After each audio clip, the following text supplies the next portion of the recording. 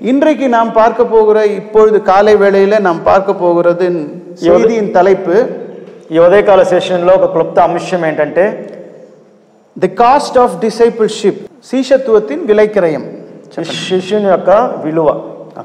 அறிமுகமாக ஒரு வசனத்தை நான் வாசிக்க விரும்புகிறேன். పరిచయముగా ఒక వాక్యాన్ని నేను చదువుతాను. யாராவது வேகமாக வாசிப்பீங்கன்னா వేగంగా చదవగలిగిన వాళ్ళు ఒకళ్ళు చదివి వినిపించండి. మత్తయి 4వ అధికారం 18 నుండి 22.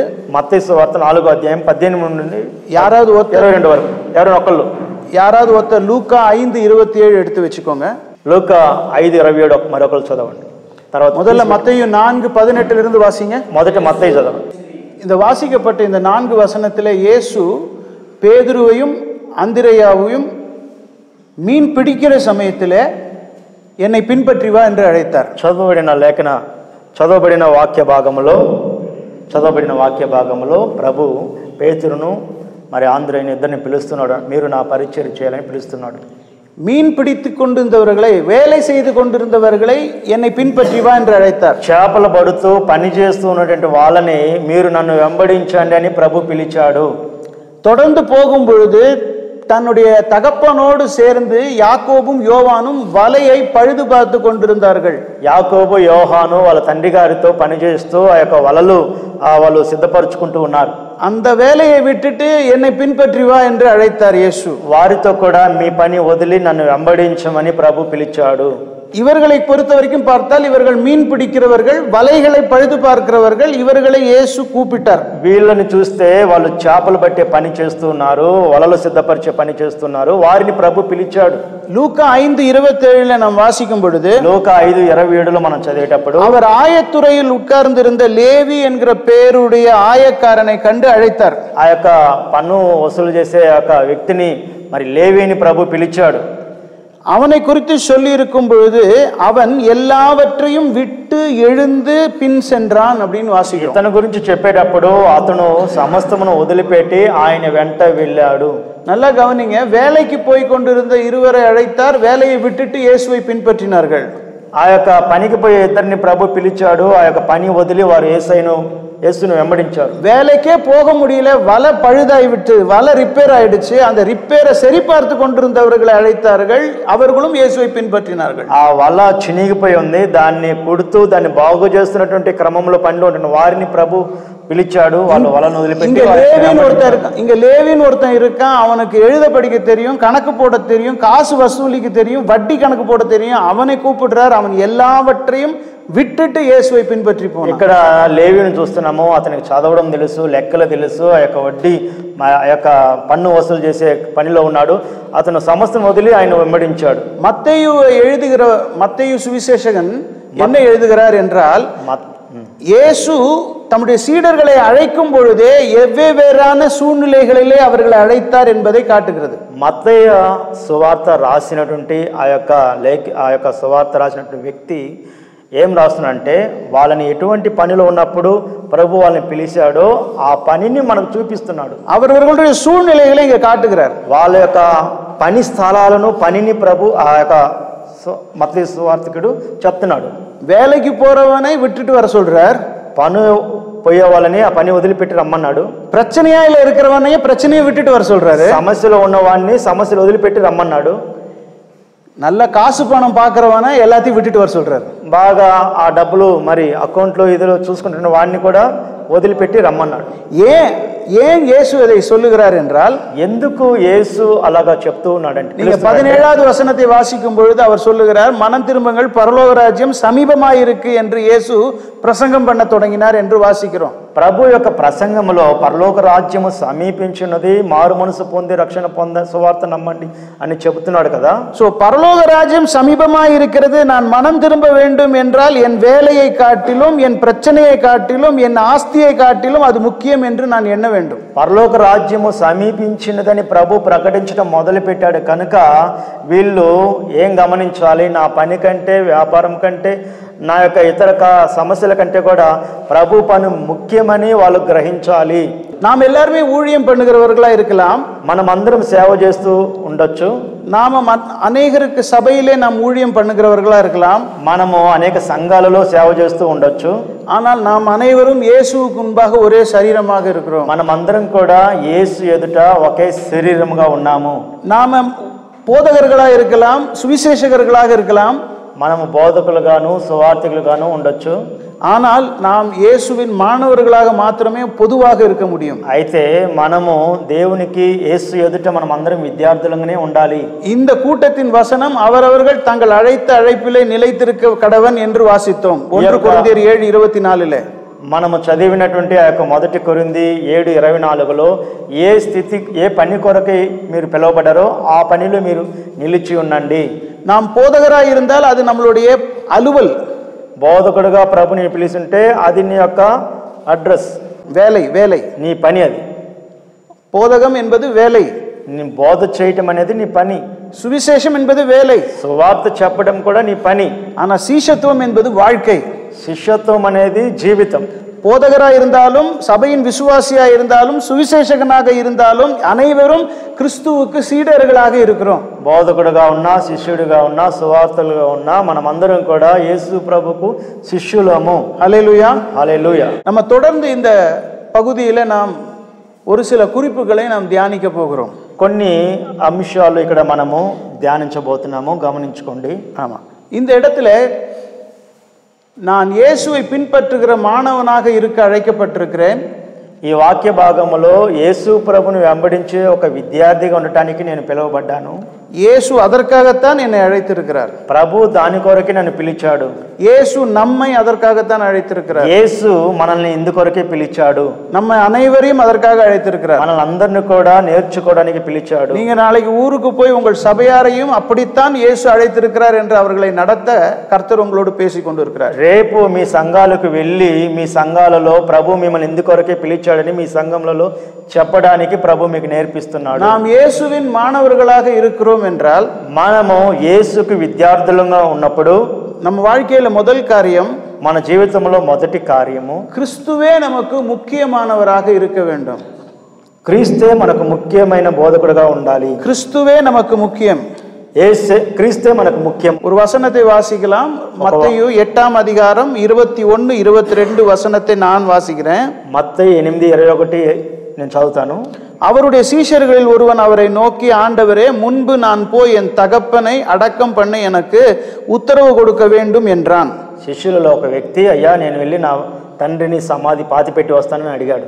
அதற்கு இயேசு சொல்லுகிறார், மரித்தோர் தங்கள் மரித்தோரை அடக்கம் பண்ணட்டும், நீ என்னை பின்பற்றி வா என்று சொல்லுகிறார். అందుకే యేసు ప్రభు ఏమన్నాడు, మృతులు తమ మృతులను పాతిపెట్టుకుంటారు, నువ్వు నన్ను వచ్చి వెంబడించమన్నాడు. இதை லூக்கா சுவிசேஷகன் 9:11 வசனத்தில் இப்படியாக எழுதுகிறார்.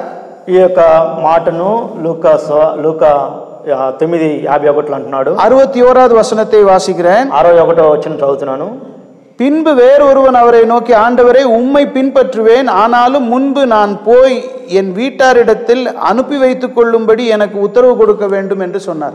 నేను మరొక వ్యక్తి అడుగుతున్నాడు, అయ్యా నేను నిన్ను వెంబడిస్తాను, ఆయనను మా ఇంటి వారి దగ్గరికి వెళ్ళి నేను అనుమతి తీసుకొని వస్తాను అంటున్నాడు.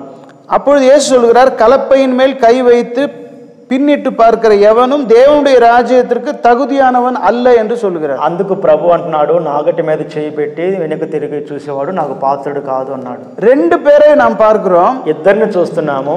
ஒருவனை இயேசு அழைக்கும் பொழுது ఒక వ్యక్తిని ప్రభు పిలిచాడు.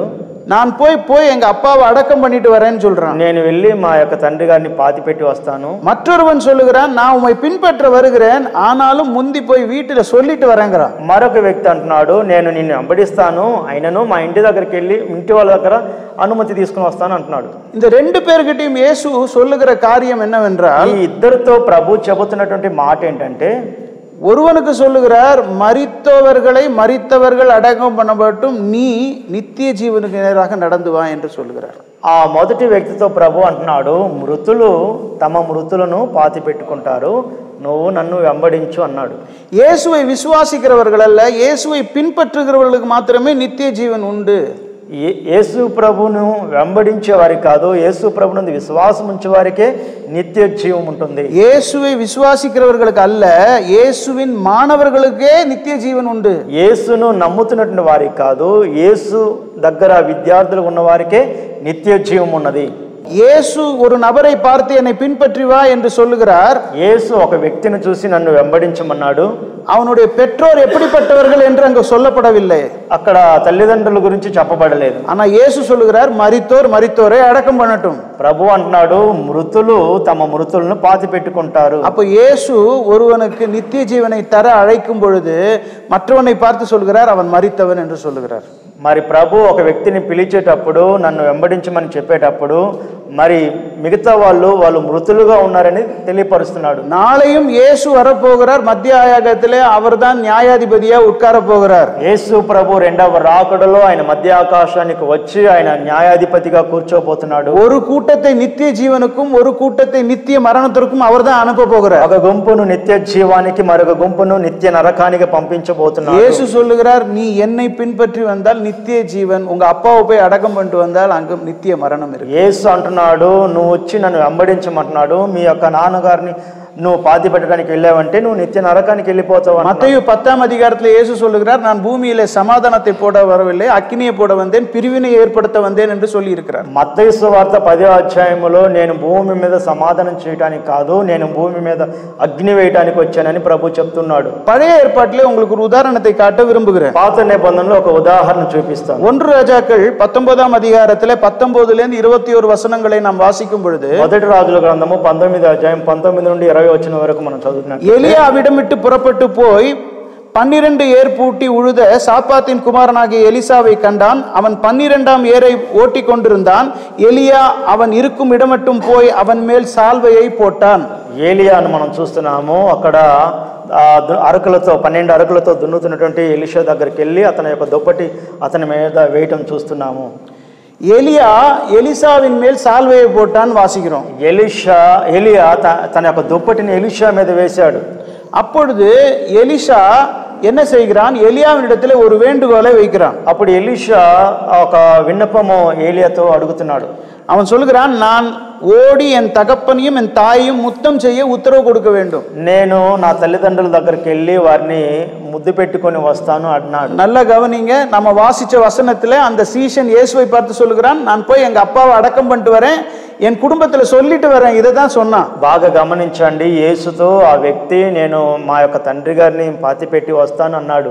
அதேதான் இங்க எலியாவை பார்த்து சொல்லுகிறான், நீர் இங்கே இரும், நான் போய் எங்க அப்பா அம்மாவை முத்தம் செய்துட்டு வரேன் அப்படிங்கிற. అదే మాట ఎలీషా ఏలియాతో నా తల్లిదండ్రుల దగ్గరికి వెళ్ళి నేను వారిని ముద్దు పెట్టుకొని వస్తాను అంటున్నాడు. அப்பொழுது எலியா சொல்லுகிறான், நான் இங்க வெயிட் பண்றேன், நீ போயிட்டு வான்னு சொல்றான். అప్పుడు ఏలియా సరే అలాగనే ఎల్లు, నేను ఇక్కడ నీ కోసం ఎదురు చూస్తాను అని అన్నాడు. எலிசா என்ன செய்கிறான்? 21வது வசனத்திலே வாசிக்கிறோம். 21వ వచనంలో ఎలీషా ఏం చేస్తున్నాడు? அவன் இவனை விட்டு போய் ஓர் ஏறு மாடுகளை பிடித்து அடித்து ஏரின் மரமுட்டுகளால் அவைகளின் இறைச்சியை சமைத்து, அதாவது என்னன்னா, அவன் எந்த ஏர் மாட்டை ஏர் பூட்டி உழுது கொண்டிருந்தானோ அந்த ஏர் மாட்டை அடித்து அந்த ஏரை உடைத்து அதில் சமைத்து அவன் குடும்பத்துக்கு போஷணம் செய்துவிட்டு அவன் வேலையை இழந்தான், குடும்பத்தை இழந்தான், எலியாவை பின்பற்றினான். ఆ ఎలీషా ఏ ఎద్దులతో తను ఆ యొక్క పొలాన్ని దున్నుతూ ఉన్నాడో ఆ యొక్క ఎద్దులను ఆహారంగా సిద్ధపరిచి ఆ యొక్క అరకల కట్టెలుగా సిద్ధపరిచి మరి వాటితో ఆహారం సిద్ధపరిచి వాళ్ళ ఇంటి వారికి ఆహారం భోజనం ఇచ్చి వాటన్నిటిని కూడా వదిలిపెట్టి ఏలియాను వెంబడించడం చూస్తున్నాం. எலிசா வந்துட்டான், ఎలీషా వచ్చాడు. ஆனால் இயேசுவுக்கு தெரியும் இந்த சீசன் வீட்டுக்கு போனால் வரமாட்டான்னு. ఏలియాకు తెలుసు ఈ శిష్యుడు ఇంటికి పోయి వస్తాడని, యేసుకు తెలుసు ఈ శిష్యుడు ఇంటికి పోయి రాడని. இந்த இவன் போனா அவங்க அப்பாவோட இவனும் மரித்து போயிடுவான், இவன் போனா அவன் குடும்ப பந்தத்திலே அவன் சிக்கிக் கொள்வான். యేసు ప్రభు ఎరిగి ఉన్నాడు, ఈ శిష్యుడు ఇంటికి వెళ్ళాడంటే ఆ మృతులతో ఇతను కూడా కలిసిపోతాడు అని ప్రభు ఎరిగి ఉన్నాడు. ஆனால் தான் இயேசு அந்த சீஷனை பார்த்து சொல்லுகிறார், అందుకే యేసు ప్రభు ఈ శిష్యునితో అంటున్నాడు, கலப்பையின் மேல் கை வைத்து பின்னிட்டு திரும்பி பார்க்கிறவன் எனக்கு பாத்திரன் அல்ல. నాగటి మీద చేయి పెట్టి వెనుక తిరిగి చూచేవాడు నాకు పాత్రుడు కాదు. இயேசு சொல்லுகிறார், பழைய உடன்படிக்கை வாழ்க்கையை காட்டிலும் புதிய உடன்படிக்கையின் வாழ்க்கை தரம் உயர்ந்ததாக இருக்கிறது. యేసు అంటున్నాడు, పాత నిబంధన జీవితము కంటే కొత్త నిబంధన జీవితము అది ఎంతో మహిమ కలిగినది. பழைய உடன்படிக்கையின் வாழ்க்கையை காட்டிலும் புதிய உடன்படிக்கையின் வாழ்க்கையின் సవాల్கள் அதிகமாக இருக்கிறது. పాత నిబంధన కాలంలో ఉన్నటువంటి ఆ పరిస్థితుల కంటే కొత్త నిబంధన కాలంలో ఉన్న పరిస్థితులు సవాలుగా ఉన్నవి. நாம் எல்லாரும் புதிய உடன்படிக்கையின் வாழ்க்கையில మనమందరం కూడా కొత్త నిబంధనలో ఉన్నటువంటి వాళ్ళము. நாம அனைவரும் அநேக நேரங்கள்ல பழைய உடன்படிக்கையின் வாக்குத்தத்த வசனங்கள் மனசுக்கு ரொம்ப சந்தோஷத்தை தருகிறது. మనకు అనేక పరిస్థితులలో పాత నిబంధనలు కొన్ని వాగ్దానాలు మన మనసుకు ఎంతో సంతోషాన్ని కలుగజేస్తాయి. ஆனால் நாம் புதிய உடன்படிக்கை வாழ்க்கை வாழ்ந்து கொண்டிருக்கிறோம். అయితే మనము కొత్త నిబంధనలో ఉన్నామనేది ఒకసారి గమనించుకోండి. புதிய உடன்படிக்கை வாழ்க்கையின் சவால்களை நாம் சந்தித்தாக வேண்டும், அதன் வழியாக நாம் சென்றாக வேண்டும், அதை நாம் ஜெயித்தாக வேண்டும். కొత్త నిబంధనలో ఉన్నటువంటి మనము కొత్త నిబంధనల పరిస్థితుల్లో మనం నిలవాలి, వాటిని ఎదుర్కోవాలి, వాటిని జయించాలి. எலிசா போய் சமைச்சு போட்டுட்டு எலியாவை பின்பற்றிட்டான். ஆனா இயேசு சொல்கிறார், உன்னால முடியாது, நீ தீர்மானித்தால் உடனே என்னை பின்பற்றி வா. ఎలీషా ఇంటి వారి దగ్గరికి వెళ్ళి భోజనం సిద్ధపరిచి వాళ్ళకి భోజనం ఇచ్చి ఏలియాని వెంబడించాడు. యేసు ప్రభుతో ఉన్న ఆ యొక్క శిష్యుడు అతన్ని, ప్రభు నువ్వు నన్ను వెంబడించు అన్నాడు. நம்ம தொடர்ந்து போகும்போது இது இன்னும் கொஞ்சம் நாம் தியானிக்க போகலாம். நம்ம அடுத்த குறிப்புக்கு நேராக போகலாம். இப்போ ఈ విషయాలు కాస్త ముందుకు మనం వెళ్ళేటప్పుడు ఈ విషయాలని మీకు ఇంకా తేటగా తెలియజేస్తాను.